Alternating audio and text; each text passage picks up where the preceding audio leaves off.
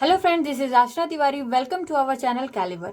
तो आज हम बात करने वाले हैं DSSB की वैकेंसीज के बारे में। जिन भी कैंडिडेट्स ने KVS का एग्जाम दिया था और उनका एग्जाम किसी कारणवश सही नहीं हुआ है, उनका स्कोर अच्छा नहीं आया है, वो सभी कैंडिडेट्स DSSB की वैकेंसीज का वेट कर रहे हैं।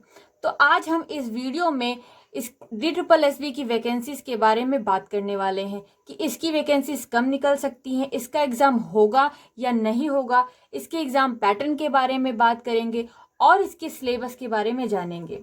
तो अगर हम DSSB की बात करें तो देखिए, लास्ट ईयर इसका जो है कैलेंडर लॉन्च हुआ था, लेकिन इसमें कोई एग्जाम कंडक्ट नहीं कराया गया था। और इस साल ये एक्सपेक्टेड है या पॉसिबिलिटी है कि आपका एग्जाम होगा ही होगा, ठीक है। और ये भी एक्सपेक्टेड है कि आपका अप्रैल मई तक इसका जो DSSB का जो फॉर्म है ये फिल होना स्टार्ट हो जाएगा। लगभग 16,000 प्लस वैकेंसीज इसमें देखने को मिल सकती हैं।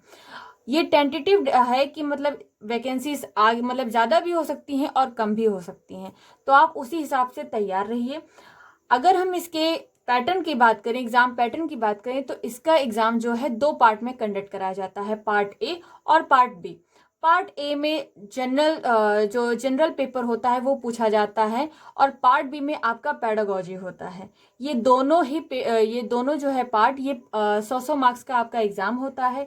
इसमें 40% लाना दोनों में क्वालिफाई, मतलब जब आप 40% ला देते हैं पार्ट ए और पार्ट बी में, तो आप क्वालिफाई कर जाते हैं इस एग्जाम को। और अगर हम बात करें कि जनरल जो पेपर होता है उसमें जैसे आपका हिंदी है, इंग्लिश है, मैथ है, रीजनिंग है, जनरल अवेयरनेस है, ये सारी चीज़ें पूछी जाती हैं। और पार्ट बी में आपकी पेडागोजी, जो कि बहुत ब्रॉड सब्जेक्ट है, ठीक है ना। और अगर हम देखें कि KVS और DSSB के बीच में अगर हम कंपैरिजन करें, तो जो KVS का जो एग्ज़ाम होता है और जो DSSB का एग्ज़ाम है, इन दोनों के लेवल के बारे में मतलब बहुत ज़्यादा डिफरेंसेस हैं। क्योंकि KVS में जो भी सिलेबस होता है वो डिफाइन सिलेबस होता है, लेकिन जो DSSB में सिलेबस होता है वो डिफाइन नहीं होता है, अनप्रिडिक्टेबल। कई बार इसका जो सिलेबस है वो अनप्रिडिक्टेबल हो जाता है। अगर हम बेसिकली बात करें पार्ट बी की, तो पार्ट बी में बहुत ब्रॉड सिलेबस है, ये डिफाइन नहीं है कि हाँ इसी से पूछेंगे, क्योंकि इसमें पेडागोजी पूछी जाती है 100 नंबर की। ये कभी NIOS से पूछ लेंगे, कभी इग्नू नोट से पूछ लेंगे। तो पार्ट बी बेसिकली आपका बहुत ज़्यादा मजबूत होना चाहिए, और सबसे ज़्यादा तैयारी जो है पार्ट बी की, क्योंकि पार्ट बी में ही सबसे ज़्यादा बच्चों को या कैंडिडेट्स को सबसे ज़्यादा डर लगता है, ठीक है। तो अगर जिन भी बच्चों का KVS में अच्छा स्कोर नहीं आया है, वो अभी से, ठीक है, कुछ सब्जेक्ट आपका KVS का जो है DSSB में कॉमन मिलता है, जैसे आपका क्या नाम है, रीजनिंग है, मैथ है, इंग्लिश हिंदी है। तो इसमें क्या करना है, आपको कुछ कुछ ऐड ऑन करना है, ठीक है। बस आपको पार्ट बी जो है थोड़ा ब्रॉड लेवल पर पढ़ना है, तो ताकि आप जो है इस एग्ज़ाम को, ठीक है ना, इस एग्ज़ाम को क्रैक कर लीजिए।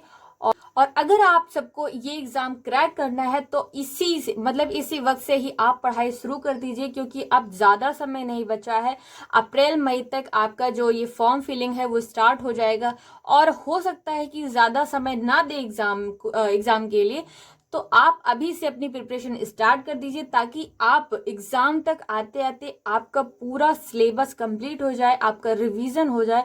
और सबसे जो मेन बात है वो है प्रीवियस ईयर क्वेश्चन पेपर। किसी भी एग्ज़ाम को आप देने जा रहे हो तो सबसे पहले प्रीवियस ईयर क्वेश्चन पेपर को एनालाइज कीजिए।